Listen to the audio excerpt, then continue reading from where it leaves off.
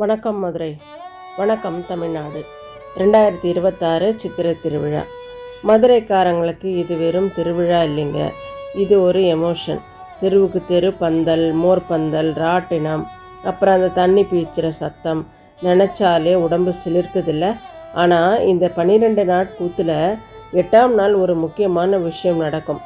அதுதான் நம்ம மீனாட்சி அம்மனோட பட்டாபிஷேகம். இதை பற்றி எல்லாரும் கேட்குற பொதுவான ஒரு கேள்வி, ஏங்க வருஷம் அம்மனுக்கு எதுக்கு பட்டாபிஷேகம்? ஒரு தடவை ராணியாக முடிச்சு விட்டுனா போதாதா அப்படின்னு. என்னடா அம்மனுக்கு எலெக்ஷன் வைக்கிறீங்களான்னு நீங்கள் நினைக்கலாம். ஆனால் அதுக்கு பின்னாடி ஒரு செம மாசான, அதே சமயம் ரொம்ப அழகான தத்துவம் இருக்குது. இன்றைக்கி நாம் இந்த வீடியோவில் அந்த ரகசியத்தையும், பட்டாபிஷேகம் அன்னைக்கு மதுரையில் நடக்கிற கலாட்டாவையும், அதுக்கு பின்னாடி மீனாட்சி அம்மன் பண்ணுற போரையும் பற்றி தான் பார்க்க போகிறோம். வீடியோவை ஸ்கிப் பண்ணாமல் பாருங்கள், ஏன்னா நடுவில் ஒரு மொக்கை ஜோக்கும் சொல்லுவேன். சரி, கதைக்குள்ளே போகிறதுக்கு முன்னாடி ஒரு குட்டி ஃப்ளாஷ்பேக். அப்போது மதுரை ஆண்ட மலையை தூச்ச பாண்டியன்னு ஒரு ராஜா. அவருக்கு குழந்தை இல்லை, ரொம்ப வருஷமாக யாகம் பண்ணார். கடைசியாக ஒரு யாக குண்டத்திலிருந்து ஒரு பெண் குழந்தை வந்துச்சு. அது சாதாரண குழந்தை இல்லை, 3 மார்பகங்களோட வந்துச்சு. ராஜா பயந்துட்டார். அப்போது ஒரு அசிரீரி கேட்டுச்சு, ராஜா பயப்படாதே, இது உலகத்தையே ஆளப்போகிற கண்ணி. இவளுக்கு எப்போ சரியான மாப்பிள்ளையை பார்க்குறாளோ அப்போ அந்த 3ஆவது மார்பகம் தானே மறைஞ்சிடும் அப்படின்னு சொல்லிச்சு. அந்த குழந்தை தான் நம்ம மீனாட்சி. அப்பாவோட செல்ல பொண்ணா போர்க்கலை, அரசியல்னு எல்லாத்தையும் கற்றுக்கிட்டு ஒரு லேடி சூப்பர் ஸ்டார் மாதிரி வளர்ந்தாங்க.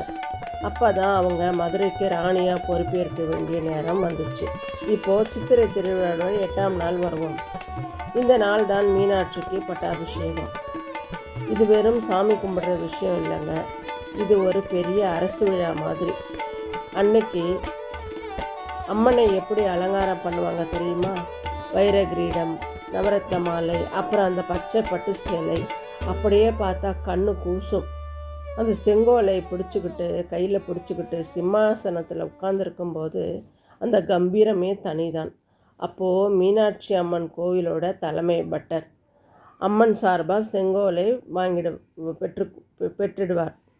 இதுக்கு என்ன அர்த்தம்னா, இன்னில இருந்து இந்த மதுரை மாநகரம், இந்த பாண்டிய நாடு முழுவதும் அன்னை மீனாட்சியோட நேரடி ஆட்சிக்குள்ளே வருதுன்னு அர்த்தம். அதாவது கலெக்டர், சிஎம் எல்லாம் ஓரம் போங்க, இனி நம்ம ஆத்தா தான் எல்லாம் அப்படிங்கிற மாதிரி. இதில் ஒரு வேடிக்கையான விஷயம் என்னென்னா, இந்த பட்டாபிஷேகம் முடிஞ்சதும் அம்மன் கையில் செங்கோலோட மதுரை வீதிகளில் உலா வருவாங்க. அப்போது மக்கள் எல்லோரும் எங்கள் ராணி வந்துட்டான்னு கொண்டாடுவாங்க. இது ஒரு பெண்ணோட அதிகாரத்தை, ஆளுகையை உலகத்துக்கே பறைசாற்றும் ஒரு நிகழ்வு. அது மட்டும் இல்லாமல் இந்த ஒரு மாதம் மதுரையில் எந்த ஒரு அநியாயம் நடக்காதுன்னு ஒரு அலர்ட் கொடுக்குற மாதிரியும் வச்சுக்கலாம். வருஷம் பட்டாபிஷேகம். இதுக்கு 2 காரணம் இருக்குது. ஒன்று வரலாற்று ரீதியானது. பழங்காலத்தில் ராஜாக்கள் தாங்கள் இன்னும் உயிரோடு தான் இருக்கோம், நாங்கள் தான் ஆட்சி பண்ணுறோம்னு மக்களுக்கு காட்ட வருஷம் தங்களோட பட்டாபிஷேகத்தை புதுப்பிச்சுக்குவாங்க. அதைத்தான் இன்றைக்கும் நம்ம ஃபாலோ பண்ணுறோம். 2வது முக்கியமான தத்துவம், இது வெறும் மதுரை ஆள்ற விஷயம் இல்லை, நாம் எல்லோரும் நம்ம மனசை ஆளணுங்கிற தத்துவம். நம்ம மனசில் இருக்கிற கோபம், பொறாமை, பேராசை, இதையெல்லாம் ஒரு பெண்ணோட அன்பால், நீதியால் ஜெயிக்க முடியும்னு உணர்த்துறது தான் இந்த பட்டாபிஷேகம்.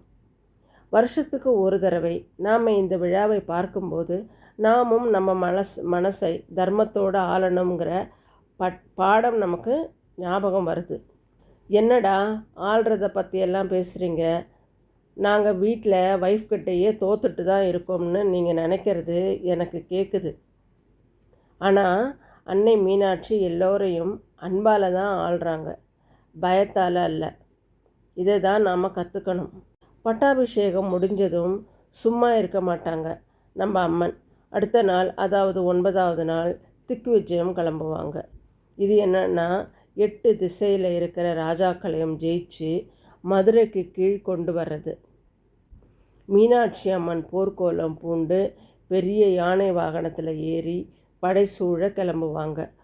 ஒவ்வொரு திசையாக போய் அங்கே இருக்கிற இந்திரன், அக்னி, யமன், வாயுன்னு எல்லா தேவர்களையும் ஜெயிப்பாங்க. யாரும் அவங்கள எதிர்க்க முடியலை. கடைசியாக வடக்கு திசையில் கைலை மலைக்கு போவாங்க. அங்கே இருக்கிற சிவபெருமான் கூட போர் புரியணும். ஆனால் சிவபெருமானை பார்த்த உடனே மீனாட்சி அம்மனுக்கு என்ன ஆச்சு தெரியுமா? அவங்களோட அந்த 3வது மார்பகம் மறைஞ்சிடுச்சு. அப்போ தான் அவங்களுக்கு புரிஞ்சுது, இவர் தான் நம்ம மாப்பிள்ளைன்னு. போர் பண்ண போனவங்க காதலில் விழுந்துட்டாங்க. இது நமக்கு என்ன சொல்லுதுன்னா, உலகத்தையே ஜெயிக்கிற அதிகாரம் இருந்தாலும் உண்மையான அன்புக்கு முன்னாடி அதெல்லாம் ஒன்றும் இல்லை.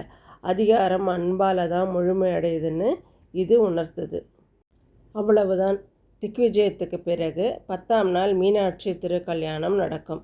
சிவபெருமான் மதுரைக்கு வந்து நம்ம ராணியை கைப்பிடிப்பார். அது ஒரு தனி பிரம்மாண்டம். அதனால் இனி மதுரை சித்திரவிழாவில் பட்டாபிஷேகத்தை பார்க்கும்போது இது வெறும் சாமி கும்பிட்ற விஷயம் இல்லை, இது பெண்ணுரிமை, அன்பு, தர்மம், அப்புறம் நம்ம கலாச்சாரத்தோட பெருமைன்னு நினச்சி பாருங்கள். இந்த வீடியோ உங்களுக்கு பிடிச்சிருக்கும்னு நினைக்கிறேன்.